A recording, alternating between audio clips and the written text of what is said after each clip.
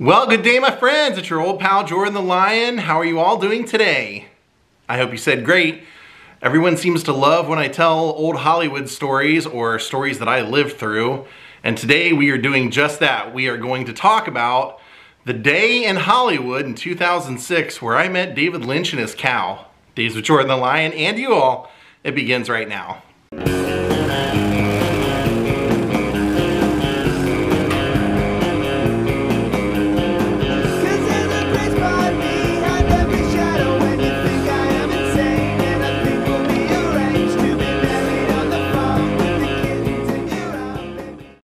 Alright, so little background.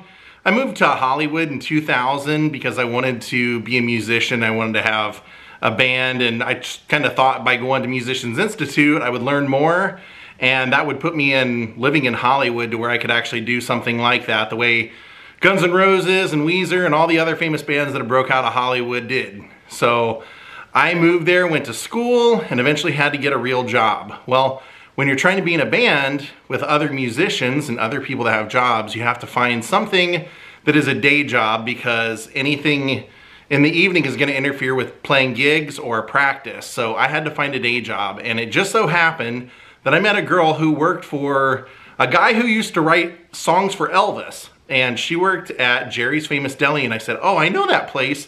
Andy Kaufman used to work there. So she ended up getting me a job there, and I would work from 9 a.m. until 3 p.m. So I was chasing a dream at this time. I had a band called Candyland Riots, and we had just finished recording our first full-length album. We were signed to a record label that was a subsidiary of Universal. So they were gonna release our record, promote us, and all this stuff. And so they lined up some interviews for me. And so one day when I was finishing work, I knew I had to go home and I had to do a phone interview that would, basically what they do in phone interviews, just record you, and then they'll play it several times to promote your album, and they'll play the music with it. So we were just releasing our album. It was called Orange Sash and the President of the Galaxy. Woo! I did that art myself. So anyway, we were promoting that, and I would ride the bus to and from work because it was one bus ride. I could just take literally the 217, it would take me down Hollywood Boulevard, drop me off at Fairfax, and I could just walk the rest of the way. So one day I'm coming home to do the interview, and as I'm stopped at La Brea and Hollywood, I look out the window, and what do my eyes see? A guy that looks a heck of a lot like David Lynch sitting in a director's chair in front of a church with a cow and a big poster of Laura Dern. So even though I knew I had to do this interview, I knew I had to get off the bus and go meet David Lynch. I didn't know what he was doing. I didn't know if maybe they were filming something. But a little backstory on that is that, you know, I was friends with a lot of people that went to film school. And in particular, in my apartment building, there were 8 apartments, and like 5 of them were people that were going to film school. So we all loved David Lynch. I would borrow their movies. In fact, at the time, I was borrowing Eraserhead from my friend Breck. I was borrowing Twin Peaks from my friend James. And I was also borrowing, Blue Velvet from James.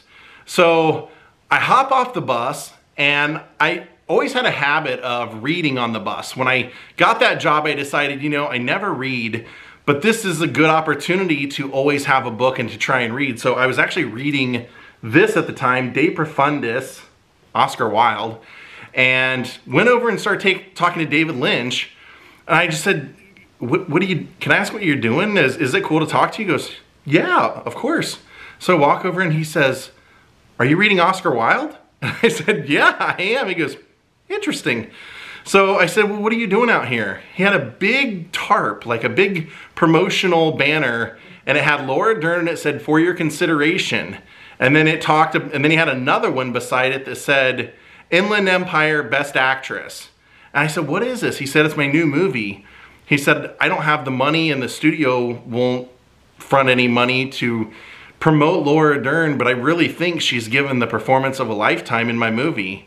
I said, really? I said, I love all your stuff. I said, is there anything that you can tell me or like compare it to? I haven't seen it yet. And he said, well, it's the first movie that I've ever done. He said, I always come up with ideas, and then I write down the ideas, and then I eventually, you know, move them around like a puzzle to make a script that makes sense to me. And he said, this is the first time that every time I had an idea, I would write down the idea, and then I would get Laura to go out and film it with me. He said, so every time we were filming something, we were adding on to something we may or may not use that we filmed before, but we would have to sit and think about, where can this go? What can this mean in the movie? What can, as we're building it scene by scene with no goal at the end. And he said, but I knew with the way I work that there is always at some point an idea that wraps everything up. And he said, she just did such an amazing job at, you know, being able to create a character with nothing behind it. He said, I really think that she needs to be considered for Best Actress. And I go, that is awesome. I go, my friends and I watch all of your movies all the time. I said, we live in an apartment building. It's almost like a dorm, and they all go to film school. And I said, are you gonna be out here for a little while? I mean, if I can get one of them to come down and meet you, is that cool? Like, cause I know they would love to meet you. And he said, I'm gonna be out here for quite a while. I said, really? He said, yeah, quite a while, probably a couple hours. And I said, oh, okay, cool. Because I said, I got to go do a radio interview. I'm a musician. And he said, bring me back your CD. And I said, okay. So I was planning on basically, like, if I couldn't come back because I knew I'd do the interview, I figured, well, by the time basically what I was thinking was I would get home, and my upstairs neighbor, he worked at the same place that I did, but he worked the night shift. So I always knew he was waking up right around when I was getting home, and I would just yell up the stairs and just go, hey, James, you know, and tell him something as I was coming home. And so I just figured this day I would say, hey, James, David Lynch is down on Hollywood and La Brea if you want to go meet him. And by the way, he wants you to take my CD to him. So as I was, you know, thinking that, I told David Lynch, I said, well, I'm going to tell a couple of my friends, so they're probably going to come down and meet you. But I said, would it be cool for you to sign something for me? And he's like, yeah, what do you want me to sign? And since I only had the book, I said, would you sign my book? And he's like, sure. So this is the autograph that he gave me that day. And I said, just out of curiosity, like, what's the cow? He said, oh, it's part of the movie. And I knew it would draw attention. He said, my whole goal with this is just to draw some attention. Hopefully, you know, the right people will make the right votes. So I think he was talking about like Academy Award screeners and things like that. So I ended up walking home. Indeed, like I said, I texted about 4 of my friends. And when I got back to the apartment, I yelled, hey, James, David Lynch is over on Hollywood and La Brea if you want to go meet him. What? I said, yeah, dude, he's sitting out there in a like a lawn chair with a cow.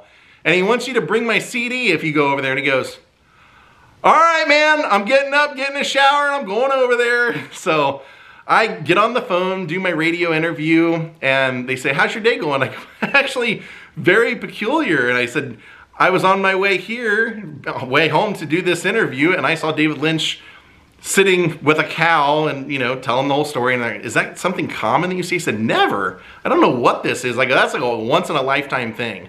So I do the radio interview. It turns out to be about 40 minutes. And just as I'm wrapping it up, I walk out the front door to have a cigarette. And my friend James walking, he goes, hey, I'm going down there. Where's your CD? So he grabs a CD. He goes, do you want to go with me? I go, I already met him. He's like, are you sure? And I go, well, you know what? My friend Breck's got this Eraserhead DVD that he loaned me. Maybe I'll take that down and ask him to sign it. He was actually pretty cool. I don't think he'd mind if I came back down there again. So he goes, let's go. So we go down there, and our friend Len, who lived in another apartment, had got the message and was driving over there, I believe. And so as we're walking down, you know, my whole thought is, we already missed him. We already missed him. I know he said he was going to be there for a couple hours, but it's been like two and a half hours since I saw him. He's probably gone. And James is just laissez-faire about it. He's walking down. He's like, hey, there's Virgin Megastore. Why don't we walk in there? There's a couple of DVDs of his I want to buy. I want to get Mulholland Drive and something Lost Highway and have him sign those too. I'm like, he may not even be down there. He goes, I don't care. He goes, I mean, I want to own him anyway. So we go in there. He buys his DVDs. And I'm thinking, man, we definitely have missed him by now.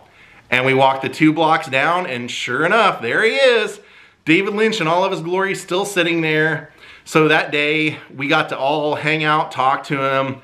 Like I said, two of my neighbors and good friends got photos with him. I don't know why I didn't take a photo, or if we did take a photo, it didn't come out because I don't remember seeing it, but I know that I remember taking the photo of those guys. So I don't know what that was all about. I'll actually share one of the photos that we took that day. It's our friend Len, who's a pretty good director to this day. He makes a lot of indie films and is a film teacher and things like that at university. But yeah, it was just cool to, you know, one of those oddball things that you just say, once in a lifetime, it'll never happen again, until it did. About 4 or 5 days later, I'm at work, and one of the guys is coming in to relieve my shift, and he goes, "Hey, I was just driving down Cahuenga Pass, and David Lynch is out there with a cow sitting in like a chair." And I go, "Again? We just saw him doing that the other day." Yeah, he did it again. And in fact, he did it like 3 or 4 times. I was like, man, that was super cool that he did something like that. And he did it the same way. He basically showed up at like 2 o'clock, set up there, and then stayed until the sun went down. And people could just stop and meet him or talk to him, whatever. He was very, very approachable. In fact, I remember saying to him when we were back, jokingly, I said, "I'm surprised you were here this early today because a friend of mine said she always sees you over at Bob's Big Boy." And he goes, "Oh yeah, this is the only day I missed." He goes, "I eat at Bob's Big Boy every day at 2:30. And at that time, he said he'd been doing it for years. So I don't know if that's something he continued doing forever.